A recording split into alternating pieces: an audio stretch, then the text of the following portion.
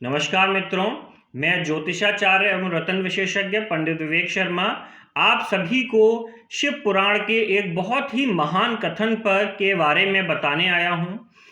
एक ऐसा कथन जिसमें भगवान भोलेनाथ ने माता सती को भक्ति और ज्ञान के बारे में चर्चा की, उनको बताया कि भक्ति और ज्ञान क्या है। जब भोलेनाथ और माता सती का विवाह हुआ तो माता सती भोलेनाथ के पास जाकर एक दिन बोली कि हे भोलेनाथ, हे मेरे शिव, आपने इस पृथ्वी पर या इस लोक में जन्म लेने का जो आपका उद्देश्य है उसके कई कारण हैं, लेकिन आपने मुझे अपनी पत्नी का दर्जा दिया, अपनी पत्नी बनाकर मेरे साथ विवाह किया। यह मेरे लिए बहुत ही सौभाग्य की बात है। आज मेरे मन में एक प्रश्न जागृत हुआ है जिसका उत्तर आप ही दे सकते हैं। तो भगवान भोलेनाथ, जो कि सभी चीज़ों का ज्ञान रखते हैं, जो कि सभी के मन की बात जानते हैं, उन्होंने मुस्कुराते हुए माता पार्वती की तरफ देखा। वो उस प्रश्न को पहले ही जान चुके थे कि माता पार्वती, माता सती उनसे क्या प्रश्न पूछ रही हैं। तब माता सती ने उनसे पूछा कि हे प्रभु, मैं आपसे यह जानना चाहती हूँ कि भक्ति और ज्ञान क्या हैं, क्या ये दोनों एक ही हैं या अलग अलग हैं।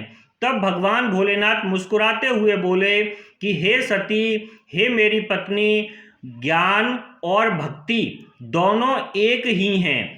जो भी इनको अलग अलग समझता है या इनके बारे में अलग अलग चर्चा करता है वह गलत है।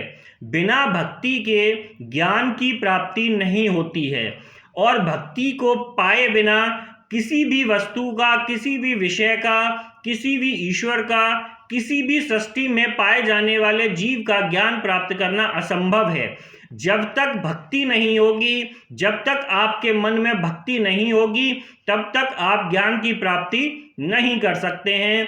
भक्ति दो प्रकार की है। शिव महापुराण में भगवान भोलेनाथ ने माता सती से कहा कि भक्ति दो तरह की होती है। एक वह भक्ति जो प्राकृतिक रूप से होती है, एक वह भक्ति जो किसी प्रारब्ध से की जाती है। जो भक्ति प्राकृतिक रूप से होती है वह हमारे मन में स्वयं ही उत्पन्न होती है, तथा दूसरी भक्ति जो किसी प्रारब्ध के लिए की जाती है उसे हम किसी की भक्ति, किसी की सेवा से प्राप्त करते हैं। हमें किसी की भी भक्ति प्राप्त करने के लिए सबसे पहले उसकी कीर्ति करनी चाहिए, उसकी वंदना करनी चाहिए, उसका मान सम्मान करना चाहिए, उसके साथ मित्रवत व्यवहार करना चाहिए, उसकी सेवा करनी चाहिए, अपने आप को उसे समर्पित कर देना चाहिए।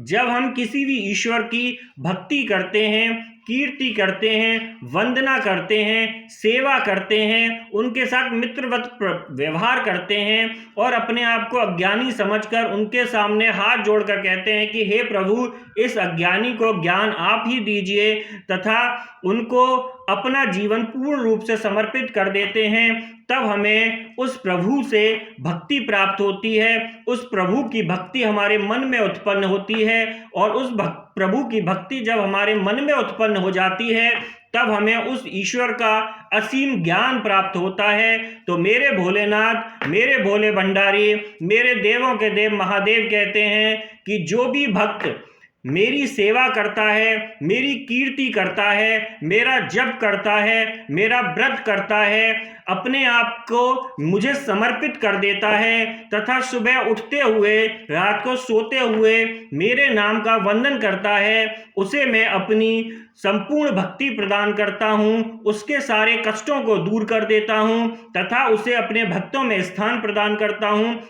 ऐसा भक्त मुझे सबसे ज़्यादा प्रिय है। इसलिए बिना भक्ति के ज्ञान की प्राप्ति संभव नहीं है। तो किसी भी चीज़ का, अगर किसी विषय का, ईश्वर का अगर हमें ज्ञान प्राप्त करना है तो सबसे पहले हमें अपने मन में निश्चल भक्ति उत्पन्न करनी चाहिए। जब हमारे मन में निश्चल भक्ति उत्पन्न होती है तब हमें ज्ञान की प्राप्ति होती है। तो बोलिए हर हर महादेव, जय जय माँ भवानी।